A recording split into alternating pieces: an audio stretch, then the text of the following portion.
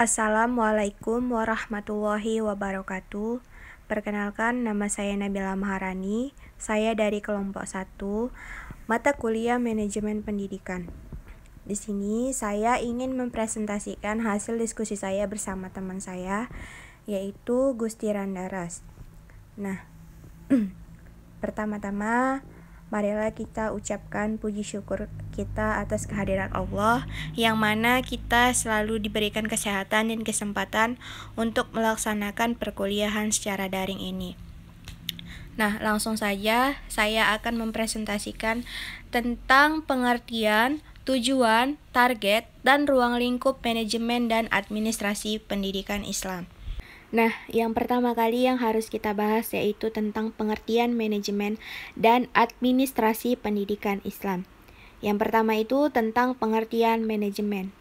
Kata manajemen berasal dari bahasa Latin yaitu manus, yang berarti tangan, dan agree, yang berarti melakukan.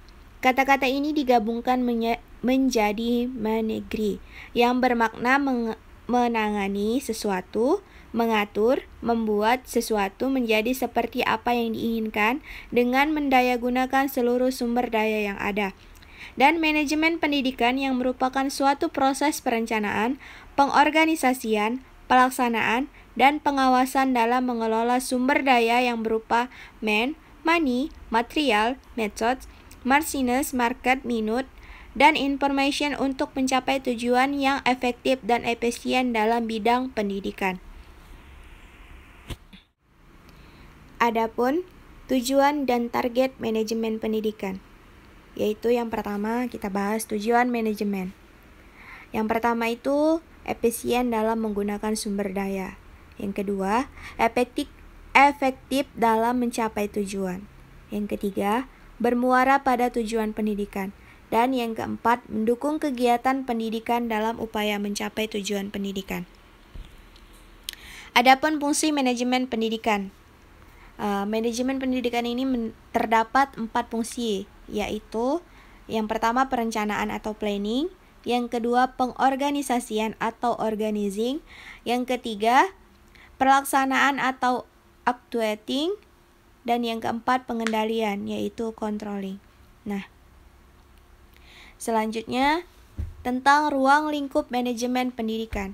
Ruang lingkup manajemen pendidikan dibagi menjadi 3 kelompok, yakni 1. Menurut wilayah kerja yang meliputi manajemen seluruh negara, manajemen suatu provinsi, manajemen satu unit kerja, dan manajemen kelas. Yang kedua, menurut objek garapan, yaitu meliputi manajemen siswa, manajemen ketenaga pendidikan, manajemen sarana prasarana, manajemen tata pelaksana pendidikan, dan manajemen pembiayaan, serta manajemen humas. Yang ketiga, menurut fungsi kegiatan, yang meliputi merencanakan, mengorganisasikan, mengarahkan, mengkoordinasikan, mengkomunikasikan, mengawasi, dan mengevaluasi. Selanjutnya yang B, pengertian administrasi pendidikan Islam. Secara umum, administrasi pendidikan Islam sama dengan administrasi pendidikan, yaitu penerapan atau implementasi ilmu administrasi dalam pembinaan, pengembangan, dan pengendalian usaha, serta praktek-praktek pendidikan Islam. Baiklah, untuk materi selanjutnya akan dibacakan oleh rekan saya, Gusti Randaras. Kepada Gusti, dipersilahkan untuk melanjutkan materi yang sudah saya bacakan tadi. Terima kasih. Tujuan dan target administrasi pendidikan. Secara garis besar, tujuan administrasi pendidikan adalah untuk mencapai tujuan dari pendidikan atau sebagai alat untuk mencapai tujuan pendidikan. Selain itu, ada pendapat lain yang menyatakan bahwa administrasi pendidikan bertujuan agar tercapainya fleksibilitas dalam proses administrasi pendidikan.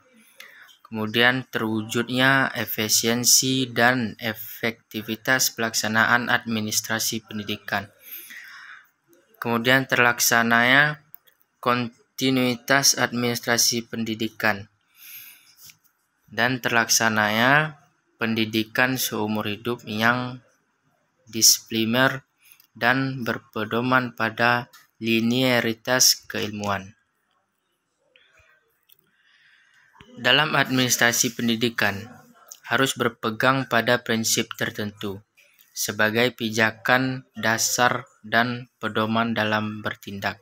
Adapun prinsip administrasi pendidikan yaitu yang pertama, prinsip efisiensi.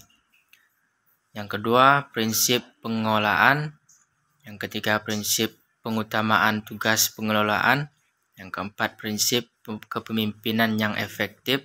Dan yang kelima, prinsip kerjasama. Ruang lingkup administrasi pendidikan.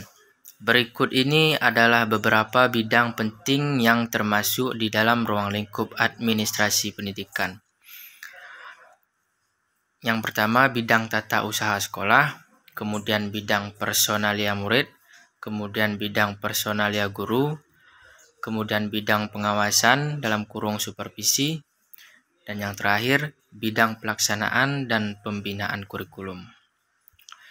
Nah, kesimpulannya, jadi administrasi pendidikan dan manajemen adalah dua istilah yang hampir sama artinya. Hanya saja istilah manajemen lebih dikenal dan umum dipakai di dalam dunia pendidikan. Hal tersebut dikarenakan proses administrasi pendidikan terdapat kegiatan manajemen, di mana proses administrasi pendidikan bukan hanya menyangkut urusan-urusan material, tetapi juga personal dan spiritual. Sekian presentasi dari kelompok kami. Mohon maaf apabila terdapat kekurangan di sana-sini, karena kesempurnaan hanya milik Allah, serta kesalahannya datangnya dari kami. Terima kasih untuk perhatian dan partisipasinya.